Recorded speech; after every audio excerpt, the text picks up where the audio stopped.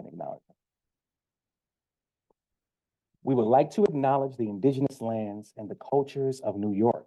We honor the land as the Creator intended, and that we commit to keep it clean and support efforts to make it safe for all. We can show honor to the native keepers of the land by recognizing the value of their cultures and by learning the truth of their history, how it provided the foundation of this country as we experience it today. Just due, just respect, just acknowledgement. Now we're going to talk a little bit more about our guest speaker for those who haven't tuned in part one. So since entering the field of social work, we got Sam Fletcher, Ph.D. She served in a variety of positions.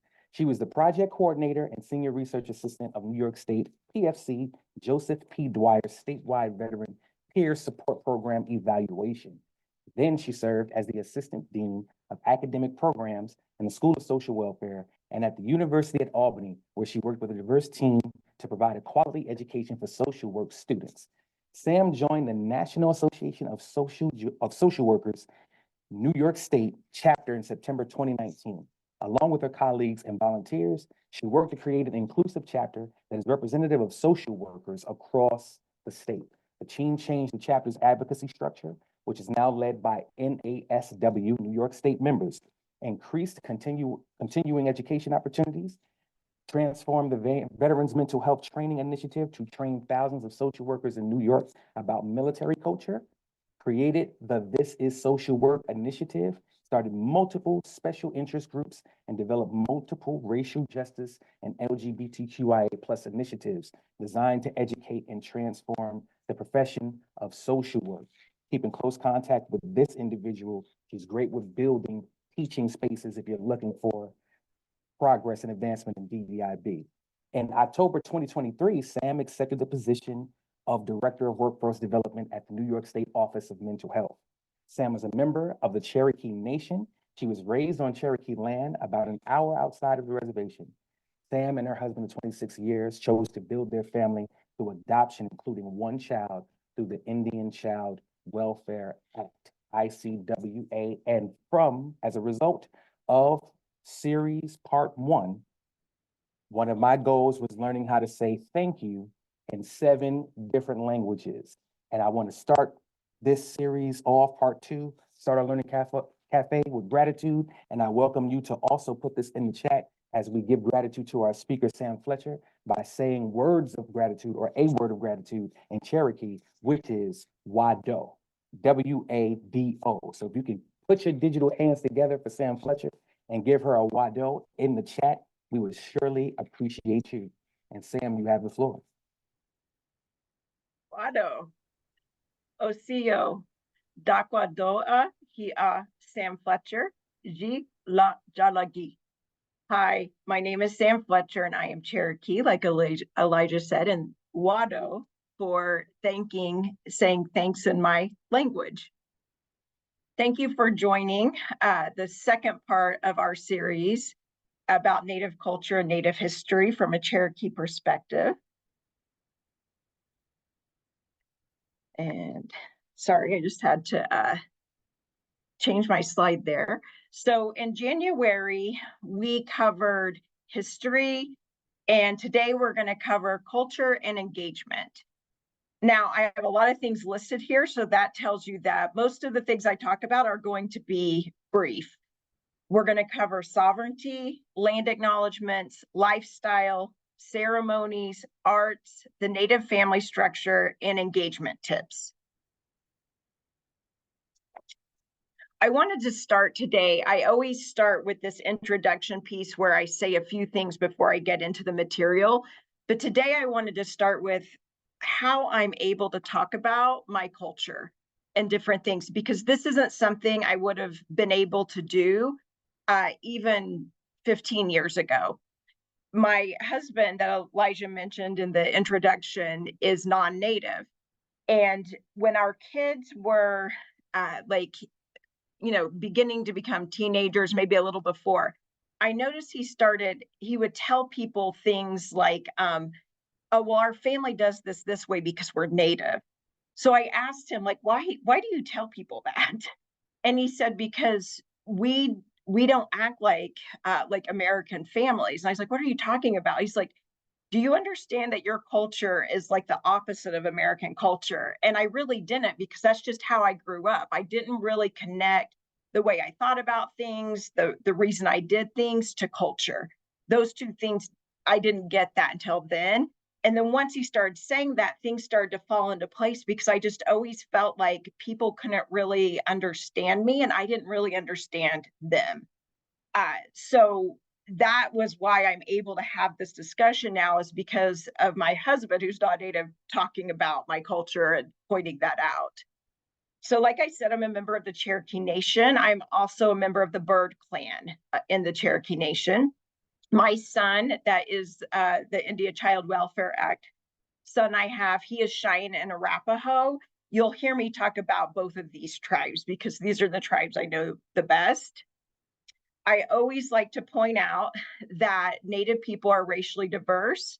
In the Cherokee Nation, we have the whitest white person to the blackest black person and every shade in between. Now, as you can tell by looking at me, I have complete white privilege. People don't typically look at me and wonder what tribe I'm from. And what that means is my experience is different than, say, my son, who has darker skin, because not only does he live with the generational trauma of our people and the history of our people, but he also faces racism every day. And that's not something that I've ever experienced. So I always think it's important to say that. Now, this time I added gender and sexual orientation. I didn't talk about this last time. In a lot of Native languages, there are not pronouns, and a lot of the words aren't gendered. I have friends who are Navajo, and they don't even say like brother or sister. They say sibling or loved one or parent. We also, as a people, since we've been around, we see gender a little differently. So you'll have some Native people who will refer to themselves as two-spirit, meaning that they embody a male and a female spirit. I've always experienced gender as fluid. My son also experiences it as fluid, and we tend to use pronouns interchangeably in our house. Sometimes that gets confusing for people. We have to verify who we're talking about. And now, if your gender is fluid, then that means your sexual orientation has to be fluid, because you don't have a point that you're starting with gender. I did touch on this the first time, the tribal name. What do you call us? We tend to introduce ourselves by our tribe. So I introduce myself as Cherokee. But whenever we're talking about the collective, it's best to ask the person, if you're talking to a Native person, what term they prefer. I use Indian or Native because I grew up in Oklahoma and everything was Indian. I went to the Indian hospital. There were, everything had Indian in front of it. My son, who's grown up in New York, hates the term Indian and never uses it. So just always ask the person what they prefer.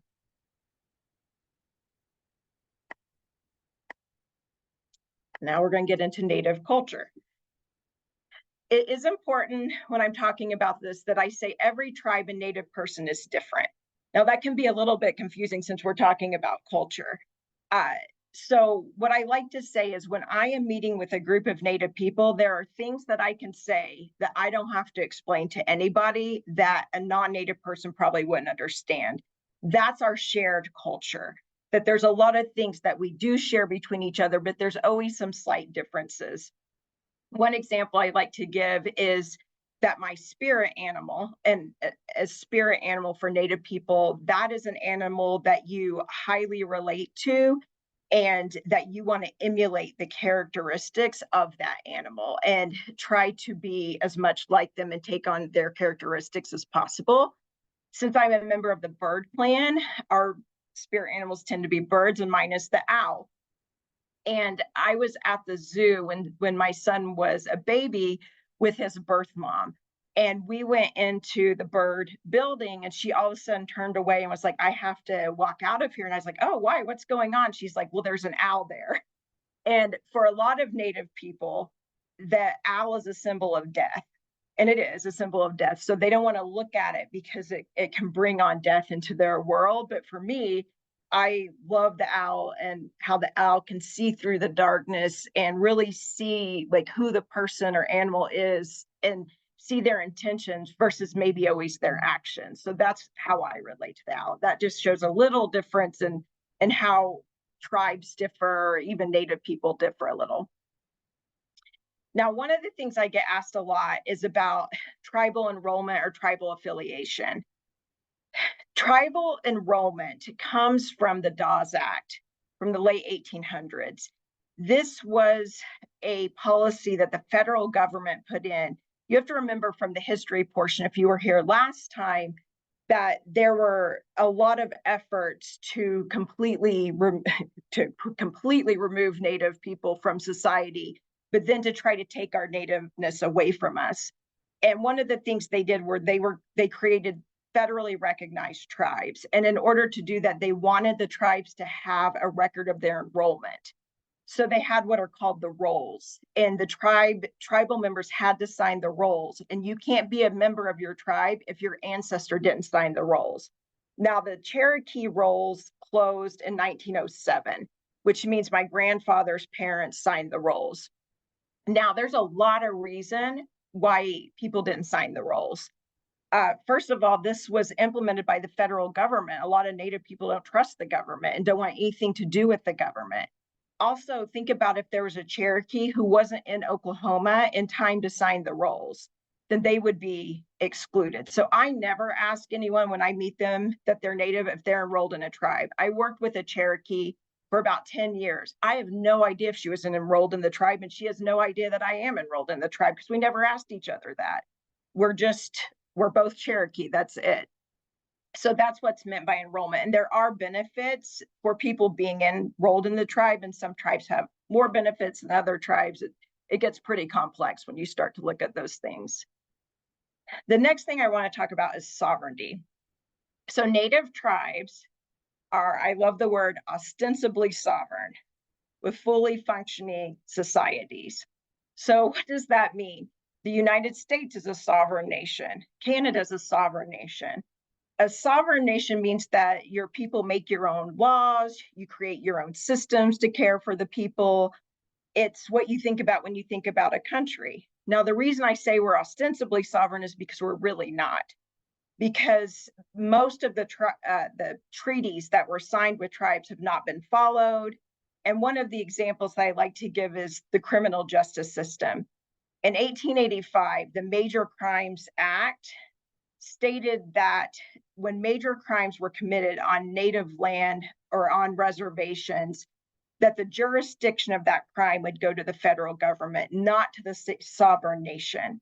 So that means if someone is raped or murdered on Native land or Indian land, the federal government is responsible for that prosecution. A lot of times they don't get prosecuted. You may have heard of the missing and murdered Indigenous women. I think this ties directly to this policy of there not being consequences for that. Now, I'm going to share a different screen and show a video of Sarah Deer. And while I'm managing that from this end, I'm going to just set up this video. Sarah Deer is Muskogee Creek, which this tribe is very close to the Cherokee. Our ancestral land was near each other, and we're near each other where we were both removed to Oklahoma. Sarah Deer is an attorney. She does a lot of work with violence against Native people. And so she's just finished talking about the really high levels of violence, and you can see it from this chart, against Native people, mostly perpetrated by non-Native people. And now she's going to talk about sovereignty, and it goes into culture. So we're going to listen to about 6 minutes from Sarah. The question I usually get asked at this point is why? Why are the numbers as high as they are? I think to understand the story of these numbers, we must understand the story of tribal nations who have been here for thousands and thousands of years. We often talk about tribal sovereignty, but we don't often break that down into what it really means. What is tribal sovereignty? Tribal sovereignty is the same kind of sovereignty that any government is entitled to. The right to make laws and be governed by them. The right to make decisions about what happens in their communities and to pass laws that address concerns and challenges in that community. Unfortunately, tribal sovereignty in this nation has been under attack and is still under attack today. When I talk to survivors of sexual assault, one of the things that I often hear are very similar parallels to what's happened to them as to what I understand to have happened to Native nations as well. And so I also think about sovereignty of the soul, the sovereignty of the individual, to make decisions about what happens to them, to make decisions about what happens to their bodies. And I believe that that sovereignty is tied to the sovereignty of tribal nations. We had systems of laws and systems of governance for thousands of years, and these systems worked well for us. Traditionally, violence against women was not tolerated in Indigenous societies. We had strict laws and policies that prohibited the mistreatment of women and children. Many of our tribal nations were matrilineal or matrilocal, wherein the women of that community were really the center of the family and the government. My tribe is a matrilineal tribe. That's not to say that patrilineal tribes have a tendency towards violence against women, but we have to think about the role of women in our societies and how we were protected and honored and cherished. When I was just a law student, a young Creek law student at the University of Kansas in the 1990s, one of the things that I was so excited to be able to study for the first time was the laws of our own tribe, the laws of the Muskogee people. I wanted to research how our tribe traditionally would have responded to violence against Native women and how we dealt with things like domestic violence and sexual assault and child abuse. So I started my studies in the libraries. I didn't have a funding stream to go down and talk to my tribal members at the Cherokee Nation. So I was in the libraries, and I struggled to find information about my research topic. And I gave up after a while. I went to my law professor and I said, I can't find anything in my research about how my people, the Muskogee people, had traditionally responded to violent crime against women and children. And I need to change my paper topic. And he said, I don't want you to give up just yet. He said, look and see what some of the observers of Creek people said about the way that they lived. Sometimes you have to be careful with that information because it's very Eurocentric and very racist, but every once in a while you'll find a sympathetic observer who actually got it right, who actually told the truth about what was happening. And that's when I came across the works of William Bartram, who was an American naturalist in the late 18th century, who traveled down to what is now the southeastern part of the United States to study plant and animal life. He lived among the Creek and Cherokee people for upwards of 10 years, nearly a decade. And he wrote many, many journals and wrote many, many letters to his friends who were curious about the Indians of the Southeast.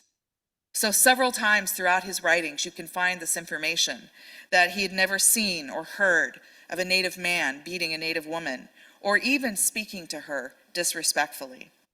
And that finding that information was so powerful for me, and it gave me hope that I could pick up my research project and keep going. So the next thing I found was our tribal nation's very first written rape law. Now you have to understand that we were always a people of laws, but we didn't have written language in the way that we think about written language today. So all of our laws were passed orally, through ceremony, through song, through community events, and it was not within our nature to write down the laws that were sacred and powerful for our community, but many of our federal agents who were trying to control us and trying to control the way that we lived in the world told us that if we truly wanted to be treated as a civilized people, that we had to write down our laws in English, just like the white man did. And because of our struggles to survive, we agreed, we acquiesced to that request. And largely what happened in that time period was that we wrote down our laws and often copied what we saw in the state or federal statute books. Because again, if we're going to be assimilated, why not? But when I found this rape law, I found something that didn't exist in white laws in 1824, and certainly never existed in white laws in Europe. And that is that in 1824, we wrote down that if somebody assaults a woman, it's up to her. What she say, it be law. What she say, it be law. Can you imagine what our society would be like if what she said, it be law? Next, I want to move on to land acknowledgements, and I want to appreciate the land acknowledgement that Elijah gives because I know it was written by a Native person. I can tell it was written by a Native person, and I really appreciate that. Now, I have a link for you for land acknowledgements in your resources that you'll get today.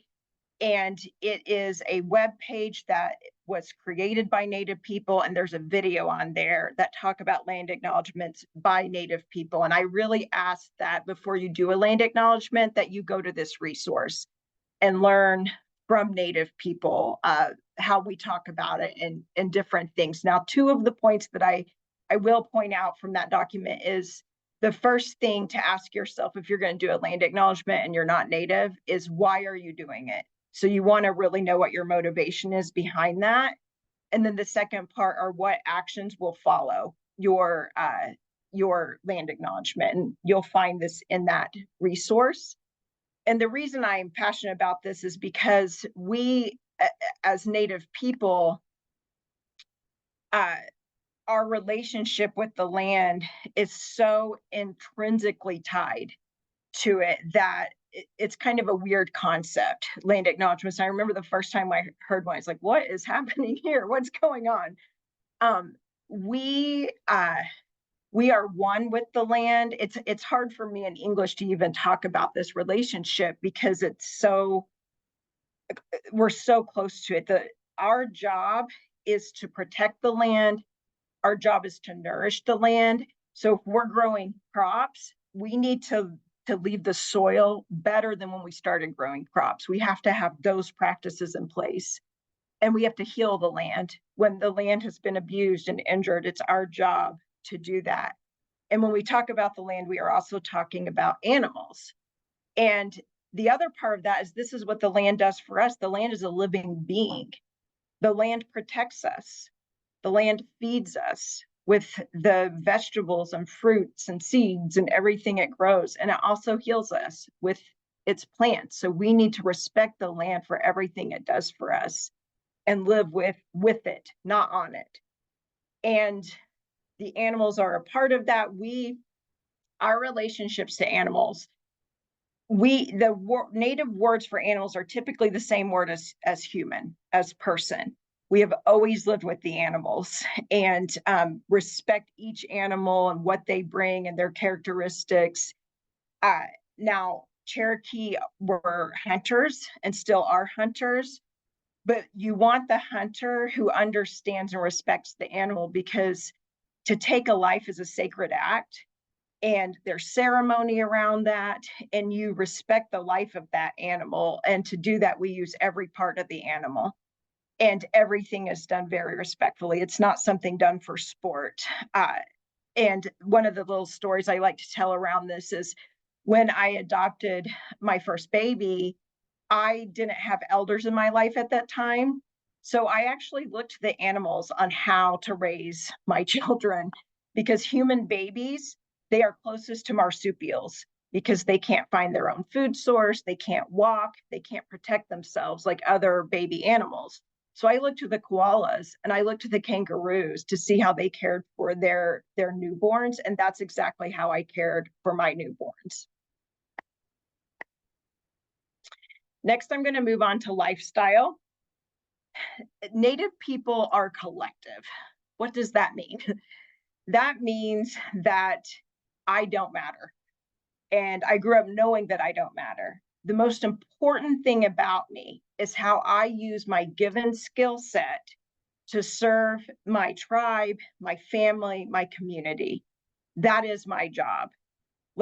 I'm never to put myself above anyone. We tend to not talk about ourselves. You would never brag about anything because that's just your job. So an example I give is if I was a healer, if I was an ancestor and I was a healer and that was my job, because I understood plants, I understood how they interacted with different diseases of the body and different ailments, I would never have been like, I don't want to be a healer. You know what?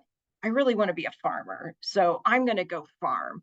because that would be very selfish, because my natural skill set is to heal. And I have to use that to serve everyone.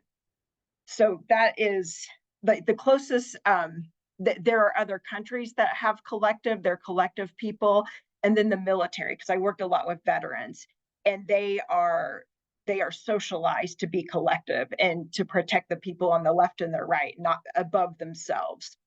So I always connected with them on that level. The next thing is hierarchy. We don't have hierarchy the way that I see in American culture. In American culture, what I've noticed is that hierarchy looks like a triangle, with the people at the top of that triangle making decisions for the people at the bottom. And a lot of times the people on the bottom don't even have a say in the decisions that are being made about them. In Cherokee, I would say it's a circle. Now, we have leaders, but that's different. That's a position of respect, and it's objective. It's an earned position.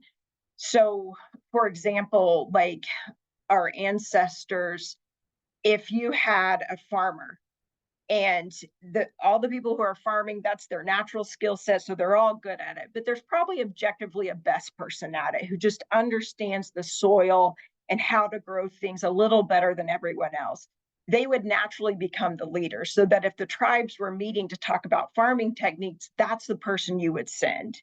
And it would be a different person as the warrior. It would be a different person for the healer. All of those people, it would be whoever was just the most respected and objectively was the best one.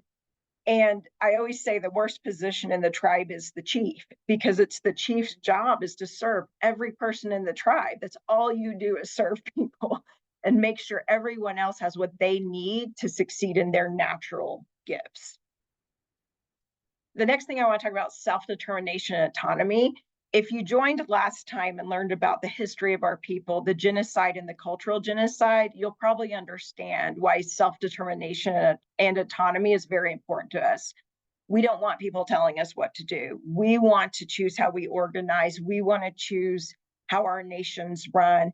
We want to choose all of those things. Now, I put hair as an example here because that's a little more personal autonomy. A lot of Native people wear their hair long because you grow your hair to connect with the land and to the earth. And I read anything that has anything to do with Native people. And the last couple of years, there have been a lot of articles about like teachers or people at schools cutting the hair of Native children without their permission, without the talking to their family. And just in December, there was an article about a Native man who had been in the hospital for a while, and they cut his hair while he was asleep without telling him. And with Native people, that's a pretty violent act, like to no body, kind of what Sarah Deer was talking about, no sovereignty of the body or making decisions about our body. Storytelling. Now, I have a link, and I think they may put this in the chat for you, that shows one of our people telling the story of First Fire. So I hope you get a chance to watch that. We are a people of storytellers. In fact, I think I probably annoy non-natives because everything I do is storytelling. And you've noticed I've done that throughout this whole presentation.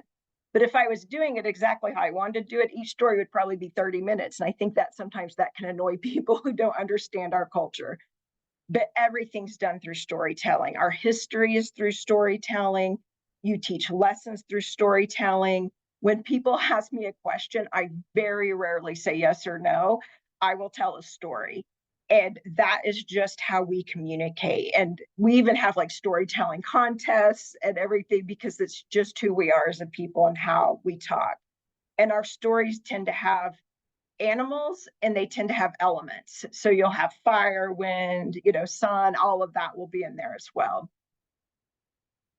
Now, when my husband made me realize that I live in this completely different culture than the American culture, this is one of the first things I noticed when I was really exploring that, was state of being and feelings. Because I never understood when I was raising my kids, I would hear these parents say, all I want is for my child to be happy. And I never understood that. And I always said, I don't care if my kids are happy. And I've told them that since they were little. Happiness is a feeling. Sometimes you'll feel happy and sometimes you won't. That's not what I'm concerned about. What I'm concerned about is your state of being. And what we seek in our culture is peace and balance. So that is always what we are aiming for, is peace. And let me tell you something, when you live in a state of peace, you do not have good feelings a lot of the time. We tend to be a very direct people.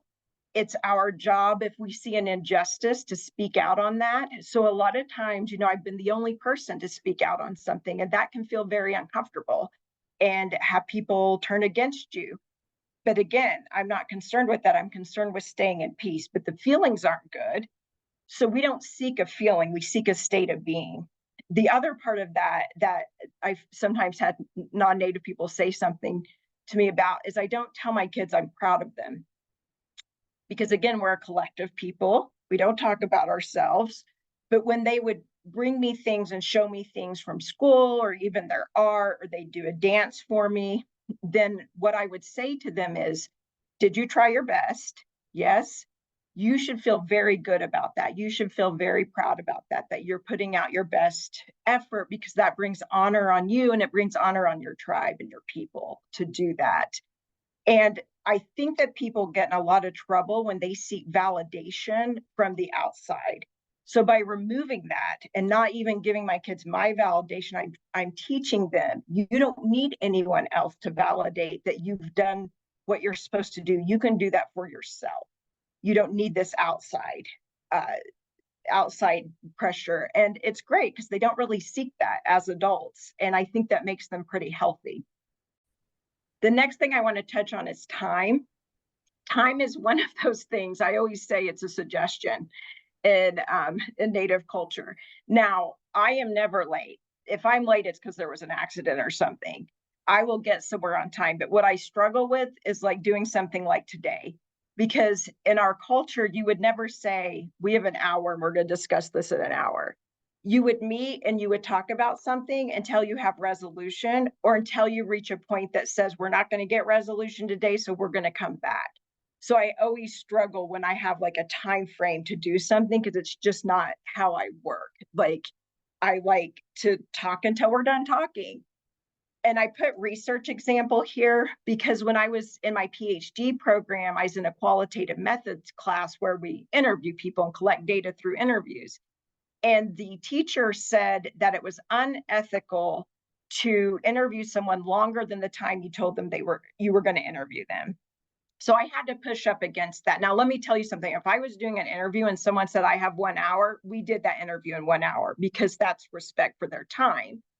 But if I had someone who had an open schedule and they wanted to talk, I told her it was actually unethical in my culture to cut someone off when they're talking, so that you allow someone to tell their story and you allow them that space to talk. So when I would schedule interviews, I would schedule a half day or whole day with people, because I wanted to allow the genuine conversation, as long as they had time to do that. Language is your culture. It is a reflection of your values.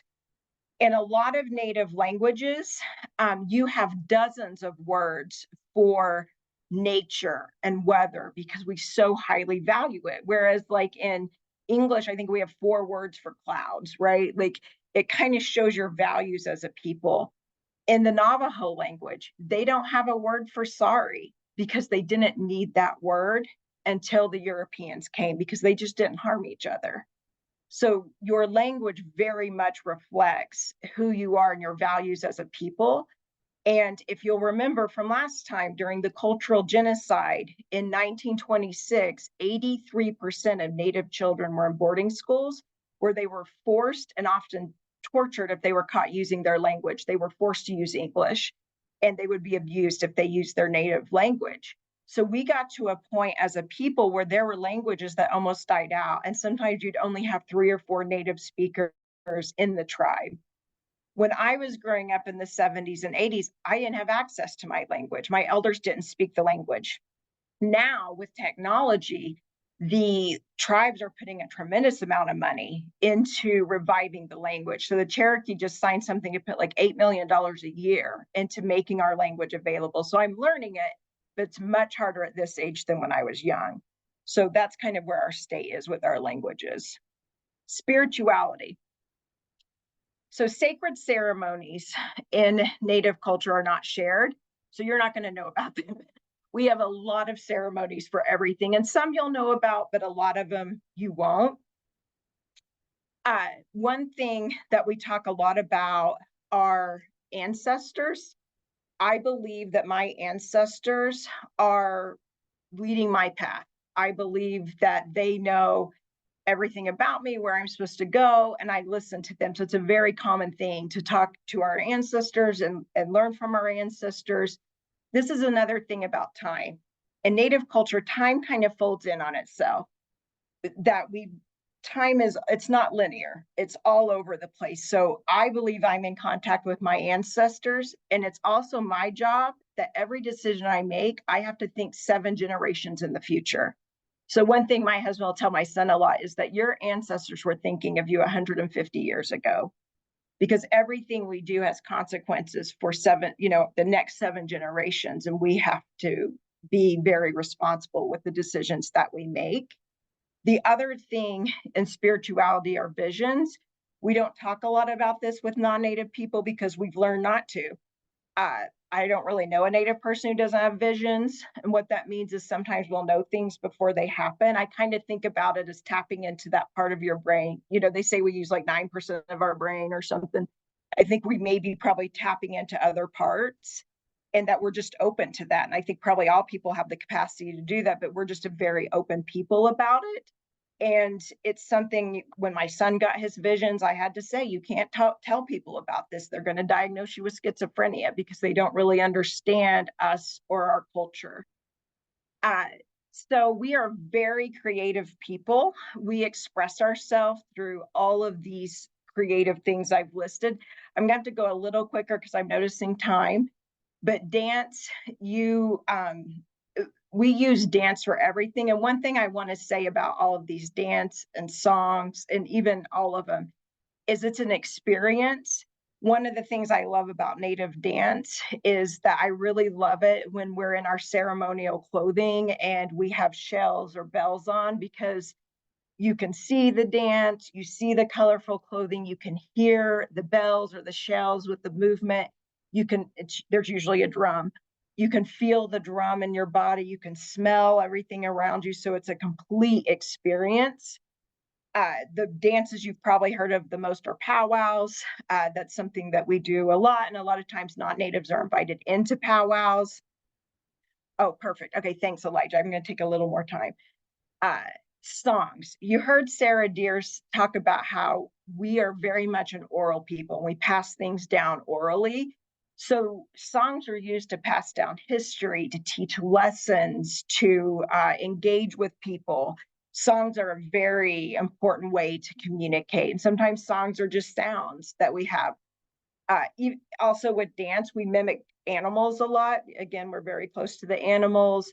With songs, we may put in some animal sounds in there. Weaving.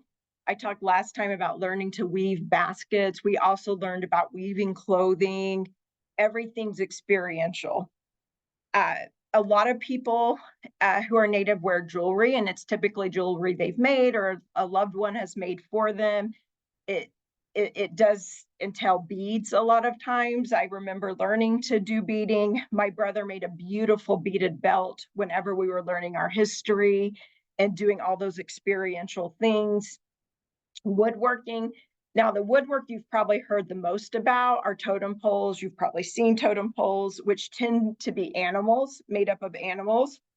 I remember my grandfather whittling all the time on the front porch. He would whittle, usually it's animals, can be other things. My brother would whittle with wood.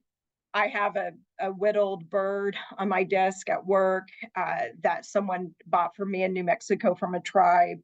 So we have a lot of art is through wood. Now, the Native family structure is just like the tribe. We're collective. But what does that actually mean?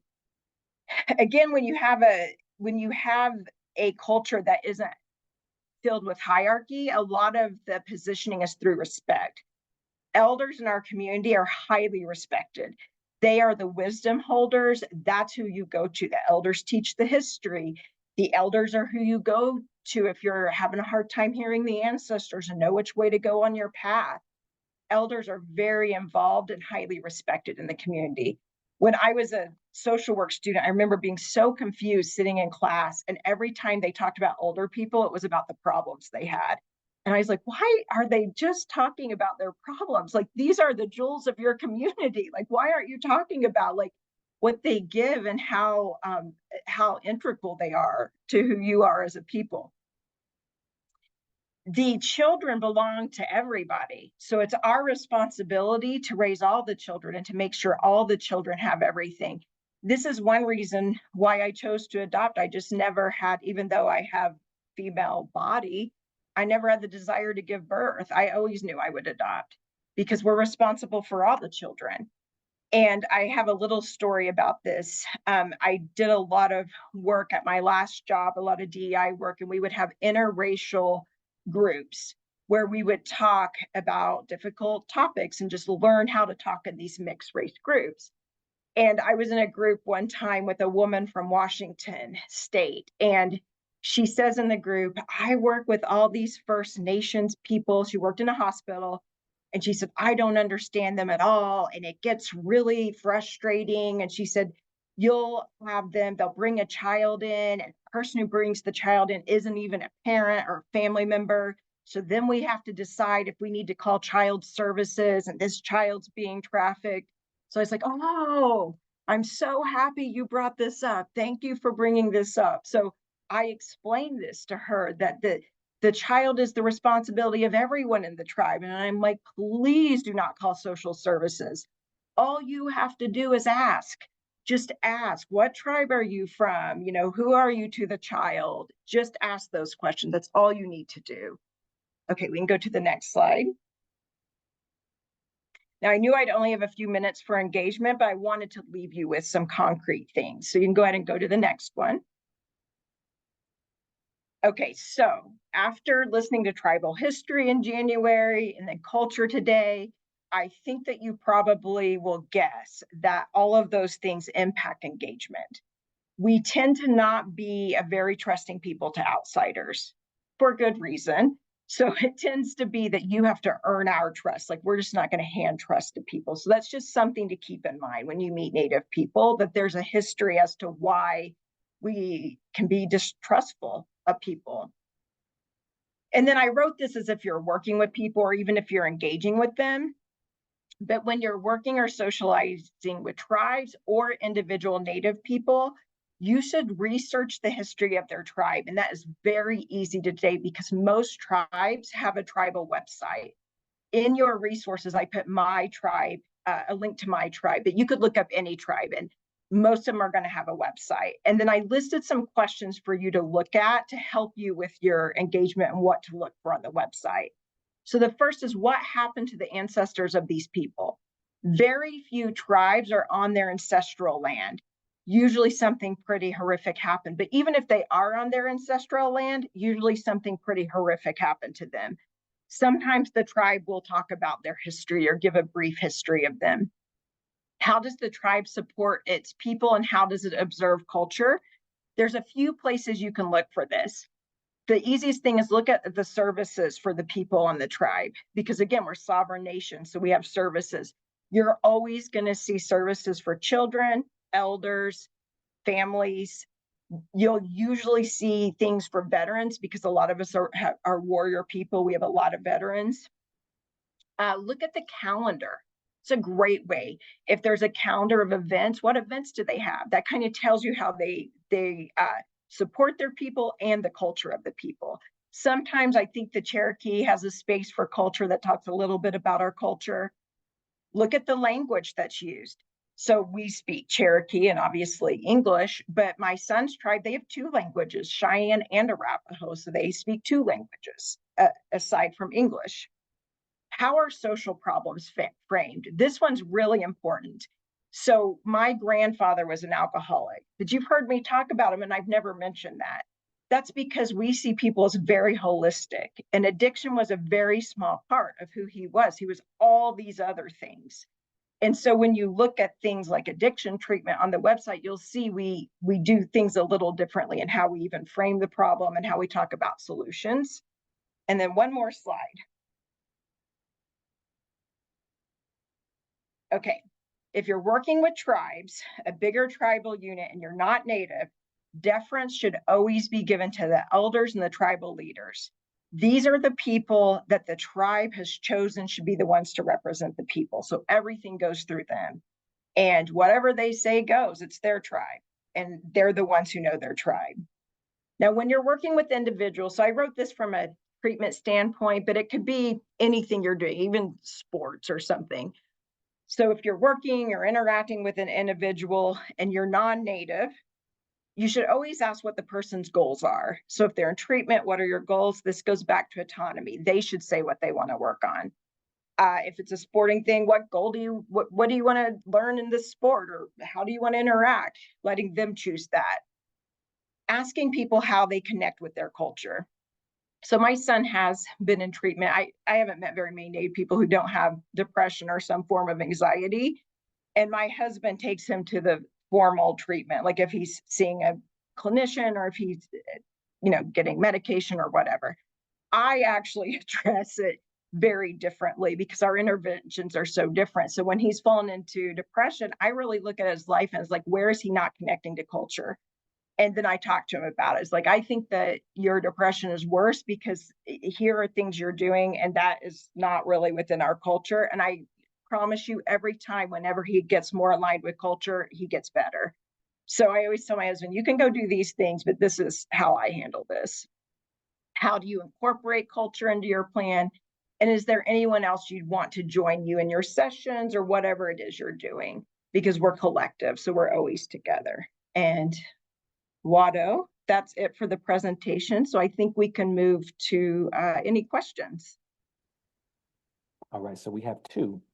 One was, do you recommend any literature for Indigenous and Native history that's trustworthy? Okay, so this is a great question. And I actually do get asked this question. I can't tell you because all of mine is oral. But what I will tell you is that's what my husband did. So he just Googled and looked for Native authors and their books. And that's what he read and what he told me after he had done that, he also will listen to podcasts. So just Google Native authors, Native podcasts. He didn't tell me till after he had done it. He said, I had such a hard time understanding you and Seth and some of the things that you do. So he's like, I knew that I needed to learn more about your history so that I could understand you two better. And it was kind of cute because after he would learn something, he'd be like, oh, I know why you do this now. And then he would tell me the story that he learned, like through the storytelling. And so I'd be like, oh, thank you for explaining my culture to me and why I do this. Thank you so much, Sam. And it's actually quite insightful in a way because you're inspiring and pushing all of us to become researchers in a sense, to have those conversations. You have those conversations with your husband, you have conversations with your tribal community. We should have conversations with more people in our community to see what kind of literature and things that they've read, things that they've watched, things that they know. Sometimes we don't stop long enough to ask people who may know a little bit more than we do. So I thank you for that advice and that example, just living that example for us. And the other question that we have, do you know if there were any Indigenous laws or lawful procedures that colonists adapted? Well, interesting you should ask that. They actually created democracy, like the United States democracy, from Native tribes, but they did it differently than we do it. So like the representation, so you elect one representative from like a community to represent you, like at the state or local or federal level. It was like how I explained it earlier, that whoever represented us would depend on what the meeting was about. So it wouldn't be like one person. It would be, if it was about trading, it would be the best trader would go. If it was about farming, the best farmer would go. So it was different people because one person wouldn't be able to represent everybody. That is amazing. Yeah. But now we have like, so one of the treaties that's been broken with the Cherokee is that when we signed our treaty, we were guaranteed a representative in the House of Representatives. And we have one, Kim Teehee, but she is not allowed to vote. So that is part of the treaty that remains broken. Can you believe that? I can't. That is a terrible thing. I love the aspect of what you mentioned, though, having your representation be somebody who's a specialist in the actual category that they're going to represent. I wish that was something that our Western culture adapted and put in practice a little bit more, but we just wanted to make sure that everyone got something that was valuable, something that was new, that they can use, that they can reference, that they can carry on into conversations with one another, and questions that you can also ask us. Sometimes we won't always have enough time, but we'll love to hold and collect your questions to share with our guest speakers and for other speakers that we may have in the future. So we just want to thank you so much, Sam Fletcher, for your time, for your flexibility, for your compassion. It's truly a pleasure to learn new about new cultures. Thank you. Wado, everybody. Wado. All right, everyone. Have a great day, a great rest of your afternoon. It's not always about quantity, it's always about quality. And we thank you for the quality audience and speakers that we have at the Learning Cafe. Until next time, bye-bye.